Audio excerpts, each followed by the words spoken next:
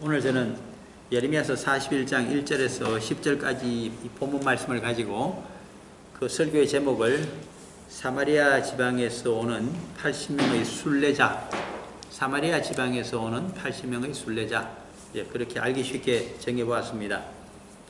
그리고 말씀의 요지를 미리 말씀드린다면, 서민 유대인들에게 그토록 멸시를 받고 있는 이방인보다 못한 사마리아 지방 사람들이 어째서 80명이나 갑자기 예루살렘 성전을 찾아가고 있는가 하는 겁니다. 서민 유대인들은 옛날 같은 동족이었지만 북쪽에 살다가 혼혈이 되어버리고 여호와 신앙을 버렸다고 생각했기 때문에 그 북쪽 이스라엘 왕국에 참여했던 이스라엘 열지파 사람들, 그들 중에 일부가 사마리아 지방에 돌아와서 살고 있는데, 사마리아라고 하는 것은 사실 북쪽 이스라엘 왕국의 중간에 이제 천도한 수도였고, 망할 때까지 사마리아에서 수도가 있었습니다. 거기서 망했죠. 그래서 이 사마리아인이라고 하면 만국의 백성이면서 사라진 열지파의 후손이면서 그들은 이방인들과 혼혈이 되고 여호와를 우상처럼 섬기고 있는 아주 몹쓸 사람들이다. 그래서 이방이 어디서 시작되고 있는가 하면, 서민 유대인들이 가서 물으면 누구나 답합니다. 이방 땅은 사마리아에서 시작되고 있다. 어떻게 해서 그렇게 확실히 옛날에 그랬다고 당신은 얘기할 수 있겠습니까? 하고 묻는다면, 사도행전 1장 8절을 보게 되면 정확히 그렇게 기술이 되어 있기 때문입니다. 한번 보실까요? 사도행전 1장 8절입니다. 초대교회의 유일한 역사서라고 알려져 있고, 누가복음을 기록했던 의사 누가가 적었다. 그래서 역시 의사 누가의 저작으로 보고 있죠. 사도행전 1장 8절, 우리 외우고 있는 분들이 많습니다만은 이제 이번 기회에 한번 읽어보시고 외울 수 있으면 좋겠죠. 같이 읽어볼까요? 오직 성령이 너희에게 임하시면 너희가 권능을 받고 예루살렘과 온 유대와 사마리아와 땅끝까지 이르러 내 증인이 되리라 하시니라. 아멘. 예루살렘과 온 유대는 서민 유대인들의 땅입니다. 다윗 왕조 유다 왕국의 땅이었죠. 하나님께서는 주전 586년에 다윗 왕조 유다 왕국이 신바벨론 제국의 황제인 느부갓네살 황제가 이끄는 갈대아 군대에 의해서 그 여름철에 멸망을 시켜버렸습니다. 그리고 서민 유대인들에게서 두 가지를 뺏었습니다. 기업을 준 유다 왕국의 땅에서 내쫓겼습니다. 그것은 기업을 적과 꿀이 흐르는 약속의 땅 가나안에서 쫓아버렸다는 뜻입니다. 왜? 아모리 족속을 옛날에 주로 그때 당시에 그들이 들어올 때는 요단강 가나안 일대의 땅은 전부 지배 족속이 아모리 족속이었습니다. 그들의 죄악이 너무나 여호와 하나님께서 관용하는 그 한계를 넘어섰기 때문에, 그래서 그 땅에서 내가 쫓으신 것처럼 똑같은 범죄를 한 마지막 서민 유대인들도 내가 쫓아버렸습니다. 이렇게 말씀드릴 수 있는 것은 열왕기하 21장에 보면 가장 악한 왕이었던 므낫세 왕이 하도 우상을 많이 섬기고 그리고 백성들이 피를 많이 흘리게 하는 폭군이었기 때문에 그 당시 그의 본을 보고서 서민 유대인들이 이방인보다도 못한 아모리 족속보다 더 피를 많이 예루살렘에 흘리고서 살았기 때문에 여호와께서 반드시 멸망시켜버리겠다. 그래서 그 도구로서 신바벨론 제국 느부갓네살 황제의 갈대아 군대를 사용하신 것이죠. 첫 번째 하나는 기업을 뺏어버렸다. 이 땅에서. 두 번째, 우상을 섬기고 여호와의 말씀대로 살지 않고 세상적인 욕심과 육신적인 정욕에 이끌려서 그것을 성취하기 위해서 우상에게 빌면서 살아가게 되면 어떻게 할까요? 그것 때문에 약한 자를 짓밟고 무지한 자의 피를 많이 흘리게 되면 그때는 기업을 잃어버리게 되는 것, 더하기 더 중요한 것을 잃어버리게 됩니다. 재물 잃어버린 것보다 더 중요한 것을 잃어버리게 되는데, 그것은 내가 선민을 선택한 것을 이제 무효화시킨다는 겁니다. 선민의 지위를 뺏어버리는 겁니다. 성도에게서 하나님께서 성도의 삶을 올바로 살지 못한다고 해서 성도에게 준 기업을 빼앗고 교회를 뺏어버리는 거겠죠. 두 번째는 성도라고 하는 신분을 뺏어버립니다. 그렇게 되면 만국의 백성이요, 그것은 이방인화 되어버립니다. 그럼에도 불구하고 다시 제2성전을 짓고 주전 535년경에 돌아와서 주전 516년에 예루살렘 제2성전을 짓고 살면서 예수님 당시에 그들은 천하의 유일한 선민이라고 생각했습니다. 다윗 왕조가 망한 지가 근 600년 가까이 되었는데도 예수님 앞에 자기들은 다윗의 자손이고 앞으로 다윗의 자손 가운데서 메시아가 오게 되면 반드시 선민 이스라엘 제국을 다시 재건해 주실 거라고 하나님께서 약속해 주셨다고 이상한 믿음을 갖고 그렇게 주장했습니다. 이방인들을 멸시했습니다.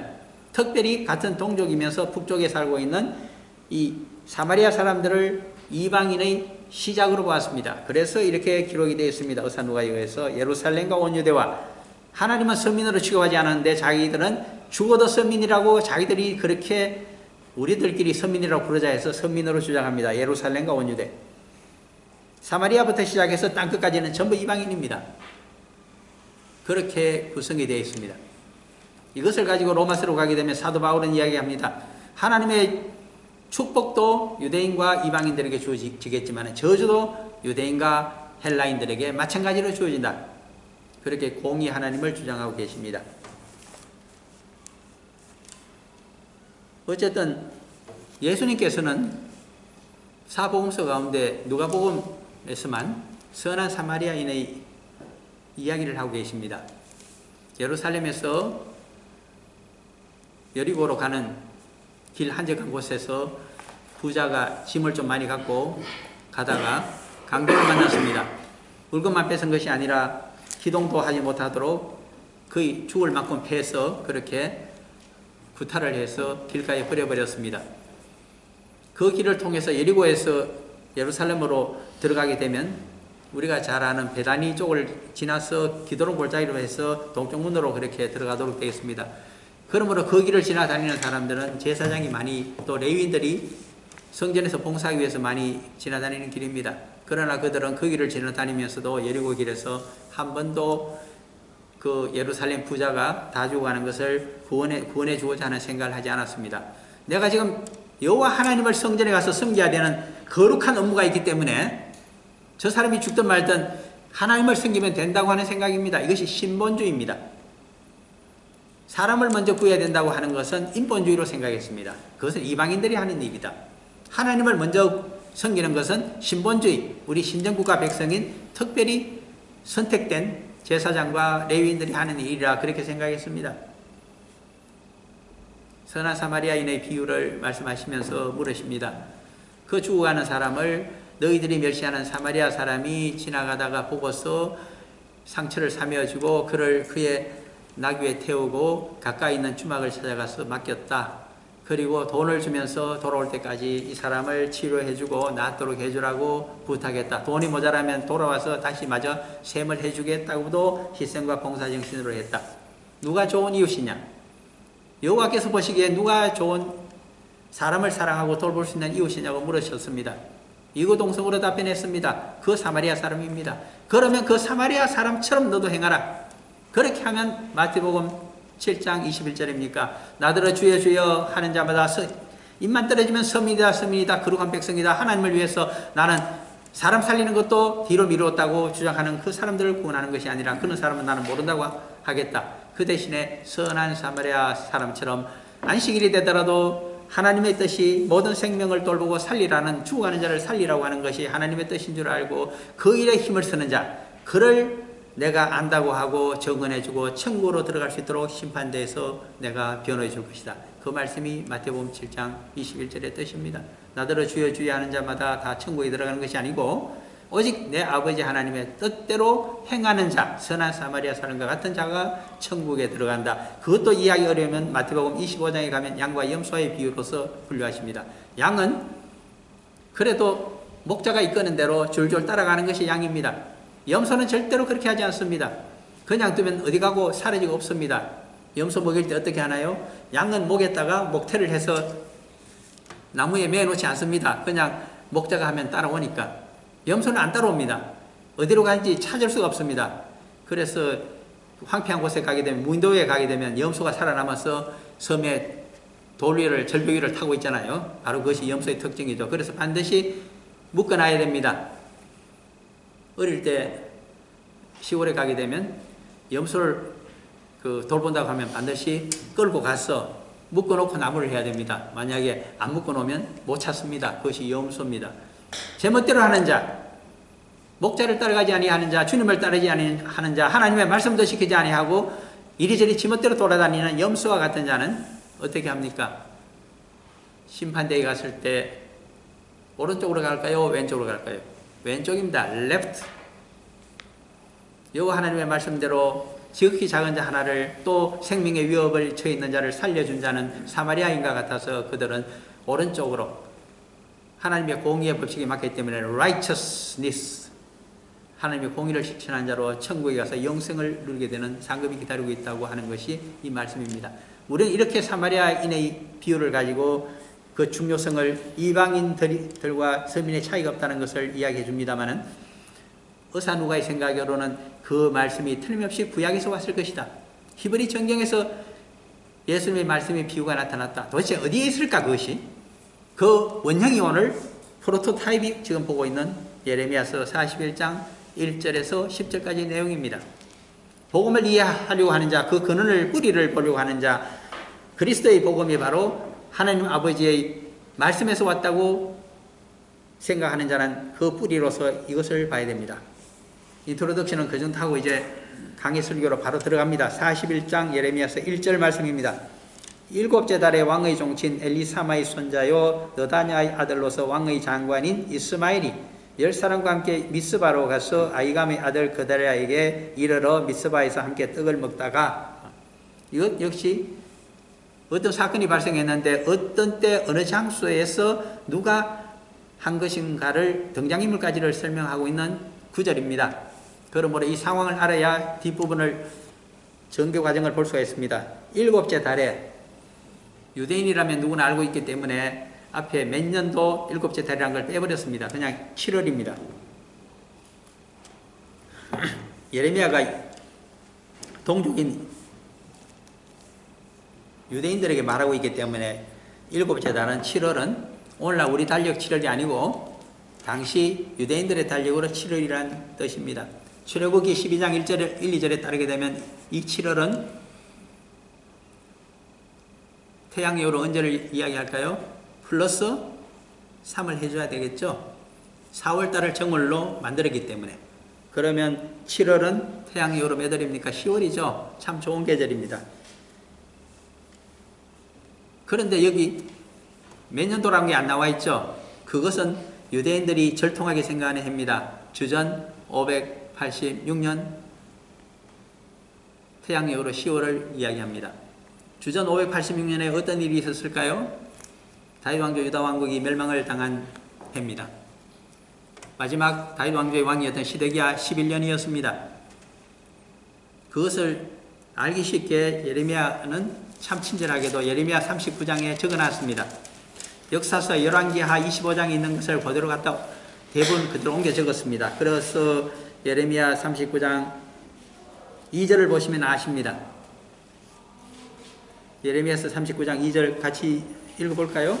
시드기야의 11년 넷째 달 아홉째 날에 성이 함락되니라. 예루살렘이 함락되면, 3절도 볼까요? 바벨론의 왕의 모든 고관이 나타나 중문에 앉으니 곧 네르갈 사레셀과 삽갈레부와 대시장 살스키민이, 네르갈 사레셀은 궁중장관이며 바벨론의 왕의 나머지 고관들도 있더라. 아멘. 얼마나 친절하게 적어놨는지 모릅니다. 여기 3절 말씀은 그들의 역사서인 열왕기하 25장에서 빠져있는 말입니다. 그런데 일부러 적어놨습니다.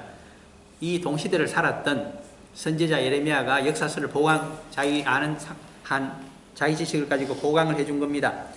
언제 망했느냐? 이제는 주전 586년 시드기야 왕 11년에 망했다 정도를 하면 그 사람은 신학대학 겨우 나온 사람이고, 적어도 10년 이상 성경 공부를 했다고 하는 사람은 4월 9일 날 망했다. 맞죠? 그들 달력으로.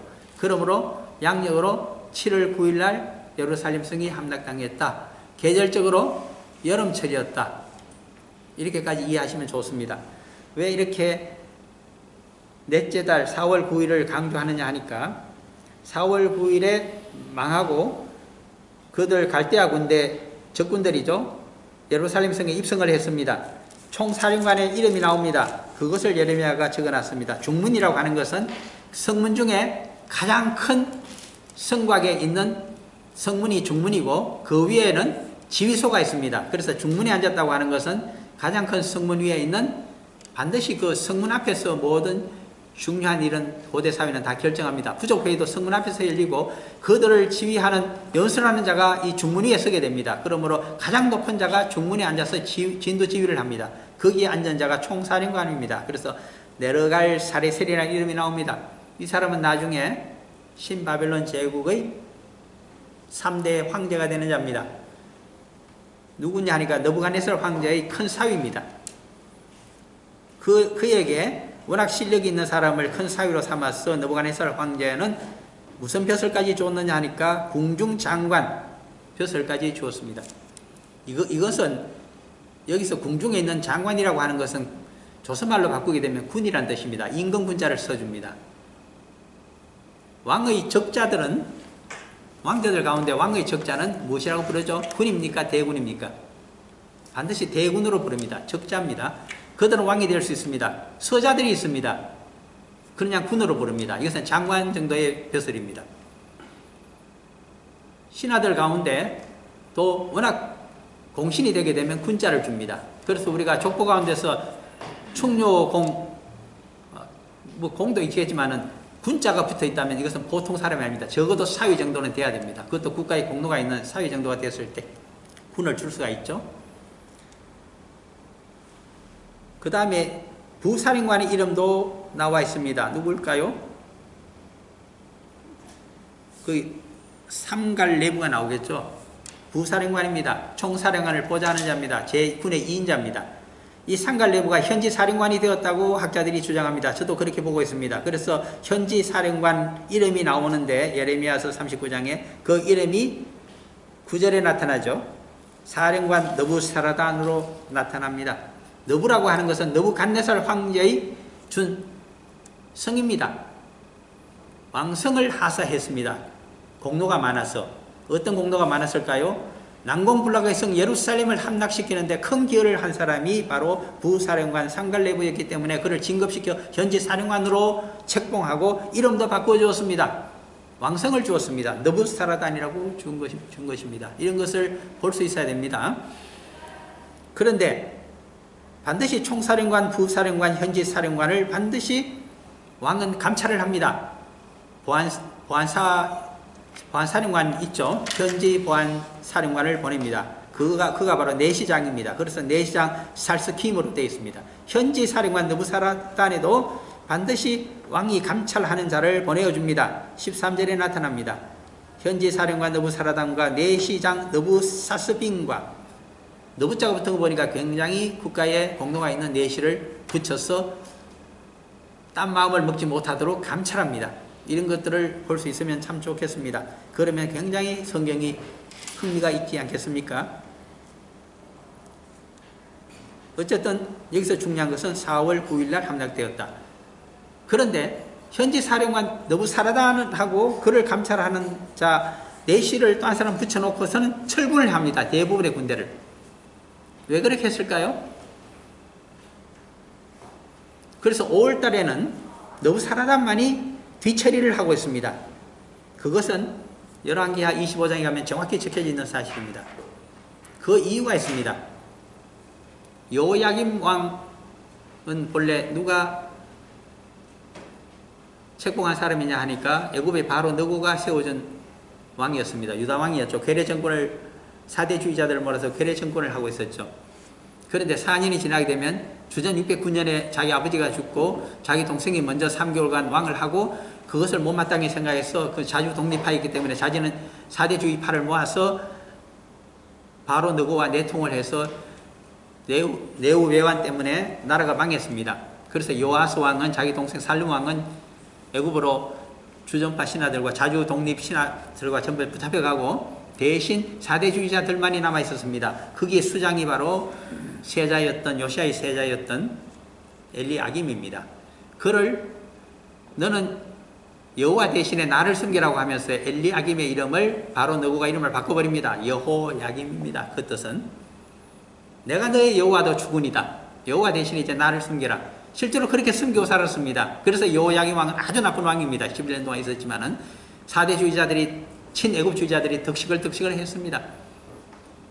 그랬더니 주전 605년에 변화가 발생했습니다. 느부갓네살 황제가 신바빌론의 황제가 되자마자 주전 605년이 됩니다. 군대를 몰고 남아있던 아수르 잔존 세력을 전부 소탕하고 시리아와 갈그미스 요새지를 차지하고 있었던 바로 너고의 애국 군대를 전부 물리치면서 남쪽으로 물밀듯이 밀고 내려왔습니다. 나일강 유역까지 치려고 하다가 아주 강력히 필사적으로 막고 있기 때문에 그냥 두고서 동쪽으로 말발굽을 돌렸습니다. 와서 괴뢰 정권, 유다를 바로 너구를 섬기는 주군으로 섬기고 있는 유다 왕 여호야김의 왕국을 들이쳤습니다. 항복했습니다. 그래서 주전 605년에 여호야김 왕 4년입니다. 어떻게 하기로 했을까요? 나의 주군은 이제 바로 너구가 아니고 느부갓네살 황제입니다. 그렇게 알고 모든 조공을 성심성의껏 바치면서 이제는 누구의 괴뢰 정권으로 살아가겠습니다. 말을 갈아탄 겁니다. 느부갓네살 황제를 주군으로 메시고 그 신하로 살아가겠습니다고 맹세한 자가 여호야김이었습니다. 그런데 그 맹세를 3년간 하다가 깨버립니다. 그래서 주전 597년에 다시 느부갓네살 황제가 쳐들어왔을 때 정말 운이 좋게도 3개월 전에 여호야김 왕은 죽고 병사였는지 자연사였는지는 모르겠습니다. 아무리 뒤져도 기록이 나타나지 않으니까요. 그의 장자이며 세자였던 아들이 왕이 됩니다. 그가 여호야긴 왕입니다. 여호야긴 왕이 3개월 동안 적을 막다가 예루살렘까지 함락될 지경이 있자 무조건 항복을 했습니다. 그러자 여호야긴 왕을 폐위시켜서 바벨론으로 끌고 가버립니다. 그리고 바벨론과 전쟁을 했던 모든 신하들을 다 끌고 가버렸습니다. 군인도 10,000명 이상을 끌고 가고 기술자도 1,000명 이상을 끌고 갔다고 그렇게 열왕기하 24장인가 적혀져 있습니다. 그러면서 그의 숙부 요시야 왕의 4번째 아들이었습니다. 마따니아를 왕으로 세웠습니다. 그의 조카인 여호야김보다는 3살이 위였습니다. 그래서 21살짜리가 왕이 되는데 그가 시들시들한 시드기야였습니다. 시드기야 왕도 이제는 별 볼 없는 왕이니까만 시들한 왕이라고 해서 시드기야로 이름을 지어준 것 같아요. 보니까 짐작컨대. 그래서 시드기야 왕이 나라를 다스리고 있는데 그래도 신하들은 서민의 자존심이 있어서 저 느부갓네살 황제를 섬기지 말자고 하는데 기회가 왔습니다. 4년이 지났을 때 주전 597년에 왕이 되었는데 4년이 지나면 593년경이 됩니까? 그때 애굽의 바로 너고는 죽고 그 다음 왕이 있었는데 푸삼티크 2세인가 그럴 겁니다. 그가 유대 땅에 있는 6개 왕국들에게 제안을 합니다. 우리가 동맹을 맺어서 신바벨론을 물리치자. 그랬더니 6개 소왕국이 다 좋다고 해서 두로, 시돈, 모압, 암몬, 그리고 에돔, 그리고 유다입니다. 그렇게 해서 바벨론을 상대하는 연합전선이 형성되었습니다. 성공했을까요? 실패했을까요? 실패했습니다. 느부갓네살 황제가 철저히 준비하여 주전 588년부터 전쟁을 합니다. 593년에 그랬으니까 5년간 준비해서 전쟁을 쳤으니까 대단합니다. 물밀듯이 쳐내려와서 당장 시돈을 쳐부수고 그리고 모압과 암몬과 에돔까지를 다 쳐버렸습니다. 유일하게 저항하고 있는 것은 딱 2군데였습니다. 두로 성은 초롱성이었기 때문에 바위 섬으로 되어 있기 때문에 정말 난공불락이었습니다. 또 하나 난공불락의 성이 있는데 예루살렘 성입니다. 780m 고지에 있는 것만도 그런데 깎아지를 듯한 절벽 위에 있는 것이 예루살렘이기 때문에 정말 어렵습니다. 그래서 계속 전쟁을 치고 있었습니다. 그러나 4월 9일 하나님께서 빨리 망하도록 기근을 내려버렸습니다. 그리고 전염병이 퍼지게 했습니다. 그래서 항복하게 됩니다. 항복도 아니죠. 시드기야 왕이 도망을 쳤습니다. 그러나 잡혀서 두 눈이 빠지고 자기 보는 앞에서 저기 하맛 땅 그 림나로 황제가 있는 곳에 끌려가서 자기 보는 앞에서 왕자들이 다 맞아 죽었습니다. 유일하게 공주들이 남아있게 되고 왕자들은 죽고 주전파 귀족들도 다 맞아 죽었습니다. 처형을 당하고 자기는 두 눈이 뽑힌 채 바벨론으로 가게 되었습니다. 그것이 길게 말씀드렸습니다만 하나를 각인시켜주기 위함입니다. 시드기야 왕 11년 주전 586년 4월 달에 발생했던 일을 지금까지 설명드렸습니다. 5월 달에 어떤 일이 발생했을까요? 총사령관 그의 사위였던 궁중장관 네르갈 사레셀이 지휘하고 있는 모든 군대를, 대부분의 군대입니다, 전부 뽑아서 어디로 보냈을까요? 두 군데 보냈습니다. 북쪽으로 두로선 공격에 합세를 하게 하고, 남쪽으로는 모압과 암몬이, 남은 세력들이 북부 아라비아로 가서 망명정부를 만들고 부흥운동을 하고 있었기 때문에 그것을 토벌하기 위해서 토벌대로 내려보냈습니다. 그리고 5월 한 달 동안 빨리 뒤처리를 하고 돌아오라고 현지 사령관 느부사라단에게 황제가 지시했습니다. 군사력이 모자라기 때문에. 그래서 한 달 만에 어떻게 했는가 하면,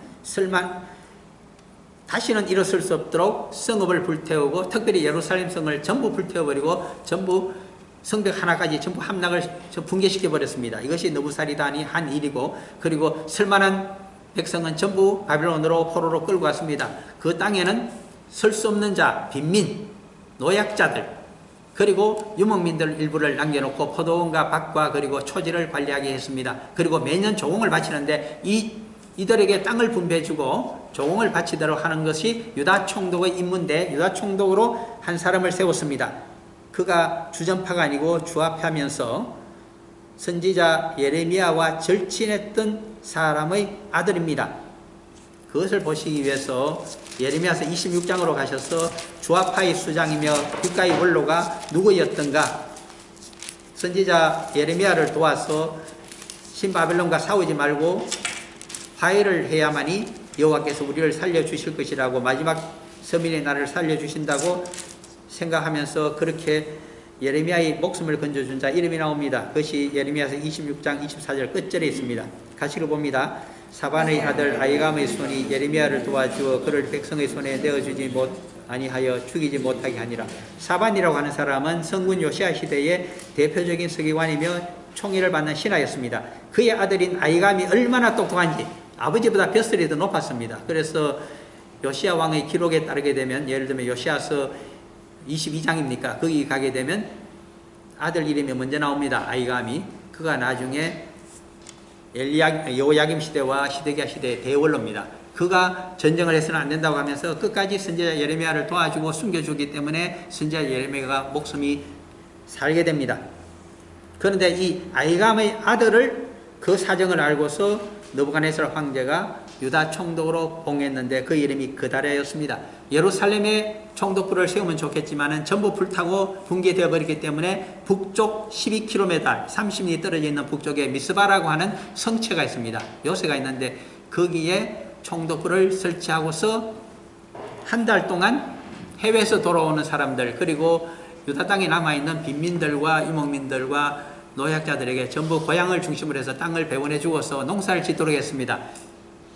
굉장히 자비롭고 인자한 그다랴 총독이기 때문에 해외에 망명 가 있고 피난을 가 있던 사람들이 꾸역꾸역 모여들었습니다. 산지 사방에서. 그래서 그들을 하나도 과시하지 않고, 옛날에 바벨론 황제에게 저항을 했던 자라도 항복을 하고 다시는 그렇게 하지 않겠다고 맹세만 하면 전부 다 살도록 해주었습니다.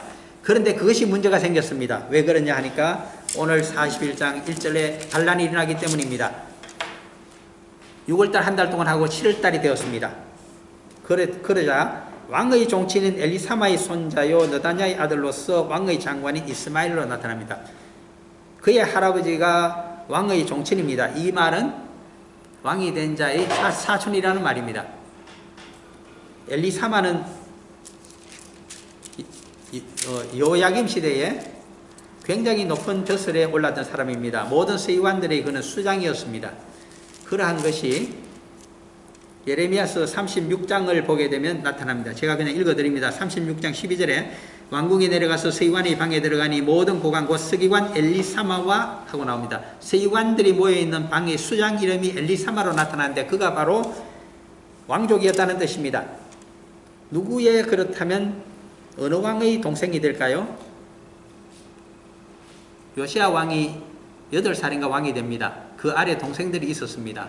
아마 요시야 왕의 동생으로 보입니다. 엘리사마는. 왜 그러냐니까 요시야 왕의 아들들은 전부 한 번씩 왕을 했기 때문에 거기에는 왕족이 있을 수가 없습니다. 그러므로 가장 빨리 보자면 엘리사마는 아무래도 요시야 왕의 동생이었을 것이다. 그래 보면 됩니다. 어쨌든 그 손자가 이스마엘입니다. 이름자부터가 이스마엘 별로 기분이 썩 좋지 않습니다만은 이 자는 나라가 신바벨론과 전쟁을 하는 통에 피난을 갔습니다. 어디로 망명을 했을까요? 아직 망하지 않고 있는 암몬 왕에게로 가서 살았습니다. 그런데 느부갓네살 황제가 제가 못해서 쭉 설명을 드렸습니다. 한꺼번에 반바벨론 동맹에 들어있었던 6개의 왕국을 한꺼번에 갈대아 군대로 친 자가 느부갓네살 황제입니다. 그러므로 모압과 암몬이 망했습니다. 그 중의 왕자 하나가 백성들을 끌고 아라비아로 들어가서 부흥운동을 전개했습니다. 그 사람의 이름이 40장 예레미야입니다. 40장 14절에 나타납니다. 그에게 이르되 암몬 자손의 왕입니다. 암몬 왕이 아니고 암몬 자손의 왕 바알리스가 너의 생명을 빼앗으려 하여 너다냐의 아들 이스마엘에게 누구를 보냈는가? 왕족인 이스마엘을 보냈다는 것입니다. 첩자로 들어온 자입니다. 반란을 획치하고 들어온 자가 드디어 기회를 찾았습니다. 그것이 41장 1절입니다. 일곱째 달에 왕의 종신 엘리사마의 손자요 너다냐의 아들로서 왕의 장관인 군입니다. 이것은 왕의 장관이니까 대군이 아니고 군자를 쓰는 이스마엘 군이 자기 신복 10사람과 함께 미스바로 가서 미스바에는 예루살렘 북쪽 12km에 있는 당시 총독부가 있었습니다. 그 총독부의 총독이 바로 그다랴죠. 그래서 아이감의 아들 그다랴에게 이르러 둘이 친구처럼 친한 척합니다. 그래서 미스바에서 함께 떡을 먹고 있었습니다. 그 위에 있는 본문 앞에 있는 40장을 보게 되면 너를 암살하려고 하니까 조심하시오라고 전해주었지만은 사람 좋은 총독이 그다랴가 절대로 믿지 않았습니다. 그래서 불행을 당하게 됩니다. 그래서 2절 반란이 나타납니다. 너다랴의 아들 이스마엘과 그와 함께 있던 10사람이 신복 10사람이 함께 일어나서 바벨론 왕의 그 땅을 위임했던 사반의 손자 아이감, 이것은 바로 아이감이 황제에 의해서 임명을 받은 유다 총독이란 말입니다. 그다랴를 칼로 쳐 죽였고 옛날이니까 칼로 암살을 했습니다. 요새 같으면 무엇으로 쐈을까요? 누구처럼 총으로 회식 자리에서 암살했을 것입니다. 그 다음에 어떻게 합니까? 3절입니다. 이스마엘이 또 미스바는 총독부가 있는 자리입니다. 그다랴와 함께 있던 모든 유다 사람들, 총독부 관리들을 이야기합니다. 그들을 모두 죽였습니다. 자기 바깥에 비춰준 자기 군사들을 전부 사병을 동원해서 또 거기에 있던 갈대아 군대에서 느부사라단 총사령관이 남겨두면서 미스바에 있는 총독부의 경비를 책임지게 했던 갈대아 군사들이 있었습니다. 그들을 모두 죽여버렸습니다. 그 결과 4절입니다. 그가 그다랴를 유다 왕족인 이스마엘이 총독 그다랴를 죽인 지 이틀이 되어서도 이를 아는 사람이 없었더라. 철통 같은 보안을 했습니다. 자기 군사를 전부 성을 뺑 둘러서 호위하도록 했기 때문에 아무도 출입을 시키지 않았습니다. 또 하나 이렇게 철통 방어를 할 수 있는 이유가 있습니다. 그 이유가 나타나는 것이 7절입니다. 그들이 성읍 중앙에 이를 때에 성읍 중앙에는 총독부가 있습니다. 느다냐의 아들 이스마엘이 자기와 함께 있던 사람들과 더불어 그들을 죽여 구덩이 가운데에 던지니라. 구덩이를 이야기합니다. 미스바에는 성이 있고 바깥에 구덩이가 둘러가면서 되어 있다는 이야기입니다. 도대체 어떤 구덩이일까요? 그것을 미리 좀 봅니다. 9절입니다. 이스마엘이 그다랴에게 속한 사람들을 죽이고 그 시체를 던진 구덩이에 대한 설명입니다. 중요하기 때문에 설명합니다. 선지자 예레미야가 아사왕이 유다왕 아사입니다. 아주 성군으로 이름이 났던 아사왕입니다. 이스라엘의 바사, 북쪽 이스라엘 10지파가 참여하고 있는데 바사 장군이 왕이 되었습니다. 반란을 일으켜서.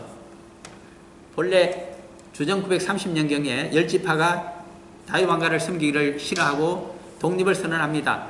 그들은 세겜 출신이었던 에브라임 지파의 영웅이 있었습니다. 여로보암입니다. 그를 왕으로 세우고 북쪽 이스라엘 왕국을 건설했습니다. 그런데 24년간 통치했습니까? 그러고서 죽게 됩니다. 여로보암 1세가. 죽자 그의 아들 나답입니까? 나답 왕이 있었는데 2년째 되던 해에 이사갈 지파, 다른 지파입니다. 에브라임 지파에서 왕각을 형성했는데 이사갈 지파가 중에 장군이 바로 바사였습니다. 그가 왕을 죽이고 스스로 왕이 되었습니다. 그래서 이사갈 지파로 왕권이 넘어가게 됩니다. 바로 그 군인 출신 왕입니다. 그러므로 전쟁을 좋아합니다. 자기보다 힘이 약한 두 지파밖에 없잖아요. 남쪽 다윗 왕조 유다 왕국을 공격했습니다. 성공적이었습니다. 그래서 어디를 뺏었느냐 하니까 원래 베델까지가 국경 도시인데 그 아래쪽으로 내려와서 베델은 예루살렘 북쪽 19km인데 한 10km 이상을 남쪽으로 내려와서 국경 도시가 라마가 되게 됩니다. 라마는 예루살렘에서 8km 북쪽에 있는 도시입니다. 그래서 이 라마를 이제는 요새화하기를 시작했습니다. 그랬더니 아사 왕이 도저히 견딜 수가 없어서 구원을 청했습니다. 누구에게 구원을 청했을까요? 여호와 하나님께 청한 것이 아니고 외교부스를 하나 보냈습니다. 바로 북쪽 이스라엘 왕국 그 북쪽에 있는 시리아 아람 왕 베나다데스의 사절을 보내어서 많은 예물을 주면서 저 북쪽에서 북쪽 이스라엘 바하사 왕을 좀 쳐달라고 했습니다. 그 요구를 들어주었습니다. 그래서 바하사 왕이 라마를 요새화하는 작업을 그만두고 북쪽으로 뺏었던 땅을 돌려주고 올라가 버렸습니다. 그렇게 되자 또다시 바하사 왕이 쳐들어오는 것을 두려워했던 아사 왕은 미스바를 요새화하기 시작합니다. 모든 여기를 철옹성으로 만들면서 그래도 북쪽에서 쳐들어올까 걱정이 돼서 어떻게 했을까요? 가장 확실한 방법으로 구덩이를 팠습니다. 그것을 오늘날 말로 바꾸면 해자라 그럽니다. 해자. 성 바깥에 구덩이를 파고 그리고 비가 많이 오는 지역 같으면 거기다 물을 해서 도저히 못 넘어오게 하는 것이 해자입니다. 일본에 많습니다. 해자는. 그러나 여기는 비가 적게 오는 지역이기 때문에 깊은 구덩이만 파서 해자를 만들어 두었습니다. 이것이 동족 상잔의 의미가 거기 들어있습니다. 남북 간에 서로 싸웠습니다. 남한과 북한이 한국 동남에서 싸운 것과 똑같습니다. 그 남은 흔적이 바로 이 해자입니다. 이 구덩이입니다. 하나님께서 정말 보기 싫어하는 그 구덩이에 지금 누가 누구를 던져놓고 있습니까? 잘 보십시오. 왕족이면서도 반란을 일으켰던 이스마엘이 유다의 왕족이었습니다. 그가 누구를 죽입니까? 사마리아 사람 70명을 죽여서 그들은 어떤 사람입니까? 사마리아 지방에서 나라가 망한 것을 알고 예루살렘 성전이 망한 것을 알고 소재물과 그리고 예물인 유향을 가지고 예루살렘으로 지금 눈물을 흘리면서 자기 몸을 찢으며 그리고 수염을 깎고 몸에 자해 상처를 내면서까지 통분하면서 예루살렘으로 순례기를 내려오는 이자들을 붙들어서 죽여서 거기에 던져버렸더라. 악에 악을 더한 것입니다. 한국 동란 때 350만 명이 죽었다고 합니다. 남한 사람이 군인을 합쳐서 다시 또 전쟁이 나서 수백만 명이 죽는다고 하면 똑같은 이러한 현상으로 하나님은 보신다는 뜻입니다. 악에 악을 더하는 것이 이런 것입니다. 이렇게 되면 나라도 망하고 구원에서 멀어지게 됩니다. 우리 한국이 어떻게 가야만 되는 것인지를 여기서도 볼 수 있겠습니다. 이제 경과를 조금 더 보겠습니다. 이렇게 해자가 있었기 때문에 참 외부 사람들이 접근하기가 힘듭니다. 그래서 이틀이 지났지만은 소문이 빠져나가지 않았다고 하는 것을 미스바가 철옹성이었다는 것을 알게 됩니다. 평지에 있었지만 이것은 굉장한 성입니다. 5절입니다. 바로 그때에 3일째 되는 날에 80명이 자기들의 수염을 깎고 원래 옛날 어른들은 수염을 깎지 않습니다. 유교 사회이든지 여기 유대교 사회이든지 마찬가지입니다. 유교와 유대교는 글자 한자 차이입니다. 유교, 유대교. 대자가만 빼면 유교잖아요. 아주 비슷합니다. 수염 어른의 상징이면서 그것은 권위의 상징입니다. 그러나 수염을 깎는 경우가 있습니다. 여호와 하나님께 죄를 범했을 때는 수염부터 깎게 되어 있습니다. 그 다음에는 옷을 찢습니다. 성격이 나쁜 사람이 가위로 옷을 찢는다고 하지만 이때는 정말 옷이 요새 옷이 아니라 요새 옷보다는 수십 배, 수백 배 비싼 시절입니다. 옷감이 굉장히 비싸잖아요. 그 옷을 찢는 것은 내가 이 옷을 걸치고 살아 못하겠느냐 하는 통분함이 있어서 나라가 망했을 때나 성전이 무너졌을 때 옷을 찢습니다. 여호와를 모독하는 이야기를 들었을 때 찢습니다. 옷을 찢고 하나님이 준 신체입니다. 어버이를 통해서 주기 때문에 절대로 몸에 상처를 내어서는 안 됩니다. 유교도 그러하고 유대교도 그럽니다. 그런데 몸에 상처를 냅니다. 내가 스스로 이 피로서 속죄를 하고 싶다는 뜻입니다. 그렇게 하고서 80명이나 사마리아고 하는 것은 두 가지 뜻을 갖고 있습니다. 협소한 의미에서는 세겜성 서북쪽으로 약 11km 정도 떨어져 있는 그리고 마지막 수도였던 사마리아를 이야기합니다. 바사 다음에 그의 아들이 또 맞아 죽습니다. 시므리라고 하는 장군에 의해서 왕성을 지키던 장군에 의해서 맞아 죽고 이 시므리를 잔당을 토벌한 사람이 그 전방사령관이었던 오므리였습니다. 그가 톱을 하고서 백성들이 추대를 받아서 같은 이사갈 지파입니다만 오므리가 왕이 되어서 12년 동안 북쪽 이스라엘을 다스립니다. 다스릴 때 6년 동안은 원래는 여로보암은 세겜에서 수도를 정했습니다만은 바하사가 반란을 일으키고 이사갈 지파는 좀 위쪽에 있기 때문에 에브라임은 아래쪽에 있고 그래서 위쪽으로 수도를 약간 땡깁니다. 그래서 디르사라고 하는 뒤로 땡겼다고 해서 디르사가 되겠죠. 이따가 여기에서 6년 동안 다스리다가 새로운 수도로 천도를 합니다. 그것이 바로 세겜에서 서북쪽으로 11km 떨어진 데 아주 좋은 평야 땅이 있었는데 그것이 사마리아였습니다. 거기를 수도로 천도를 했기 때문에 그때부터 나라가 망할 때까지 사마리아가 수도였습니다. 그래서 사마리아인이라고 하면 본래 북쪽 이스라엘 왕국에 살고 있던 그 지역을 전부 사마리아라고 하는데 특별히 갈릴리 아래쪽까지를 이야기합니다. 그렇게 사마리아 지방이라고 할 때는 그 뜻을 갖고 있습니다. 그래서 사마리아 지방에서 온다고 할 때는 중심 도시가 3개 있습니다. 그것이 세겜과 실로와 그 이제 5절에 나타나죠. 소재물과 유향을 가지고 예루살렘 무너진 성전터로 그들은 회개를 하기 위해서 오는데, 부르짖기 위해서 오는데 사마리아 중심 도시 3군데입니다. 세겜과 실로와 사마리아. 사마리아는 수도인데 세겜이 먼저 나옵니다. 세겜이 처음 수도였기 때문입니다. 세겜이 나오고 그 다음 실로가 나옵니다. 실로는 언약궤를 두었던 장소입니다. 사무엘상에 가게 되면 엘리 대제사장이 실로의 대제사장입니다. 그것을 볼 수 있습니다. 그리고 사마리아가 나타납니다. 마지막 가장 큰 수도였죠. 이 3군데가 중심 도시이기 때문에 여기서 80명을 모아서 함께 순례로 가서 예루살렘 무너진 터에 가서 이 제물을 소재를 바치고 우리가 실컷 울어보자고 해서 오고 있습니다. 그런데 반드시 거리로 가자면 어디를 지나가야 됩니까? 미스바 옆을 지나게 됩니다.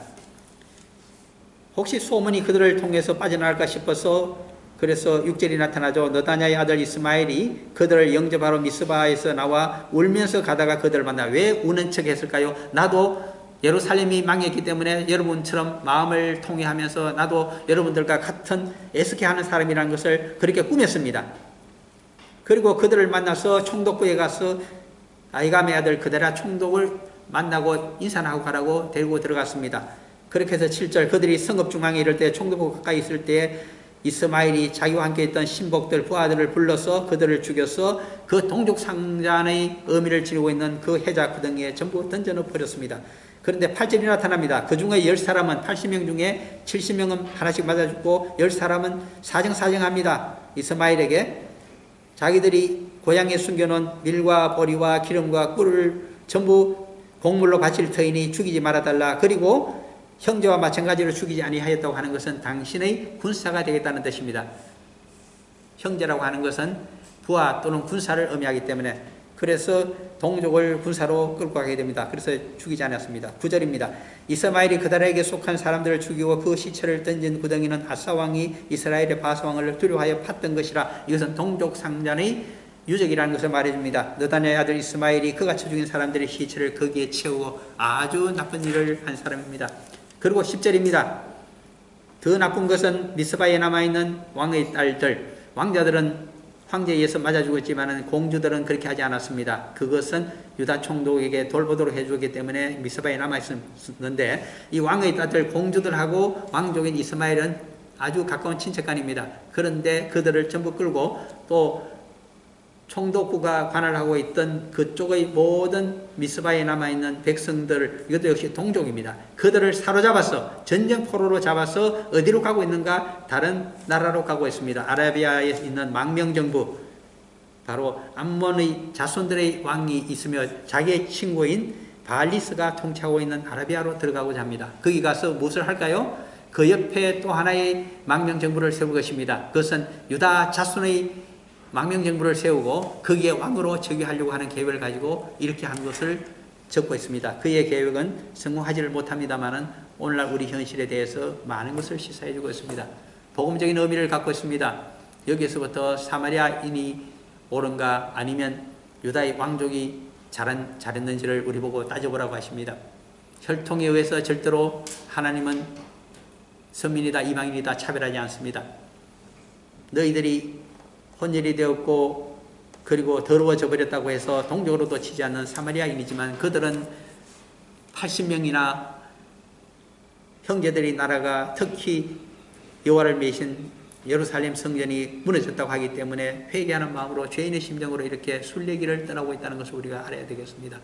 그러므로 이제는 선민 이방인이 사라진 시대에 만민구원의 복음만이 남아있을 뿐입니다. 그리고 동족이라고 하여서 동족을 사로잡고 죽이고 그리고 끌고 가고 있다면 이는 우리의 동족이 아닙니다. 여호와 하나님께서 보시기에 그는 살인자요, 그는 죄를 범한 자요, 그리고 처벌의 대상일 따름입니다. 아무리 나라를 구하기 위해서 부흥운동을 하기 위해서 필요하다고 하더라도 방법이 이와 같다면 그것은 자신의 야욕을 성취하려는 자이지 결코 하나님의 사람도 아니며 그런 동족도 아니라고 하는 사실을 우리가 정확히 이해하셔야 되겠습니다. 그리고 남의 힘을 믿고서 이렇게 자신의 동족을 억압하고 사로잡아 가는 이러한 세력들에 대해서 우리는 다시 한번 잘못되었다는 사실을 여기서 볼 수 있는 눈이 트여야만 하겠습니다. 시간이 많이 갔기 때문에 이 정도만 설명을 드리고 잠깐 기도드립니다. 사랑하는 아버지 하나님,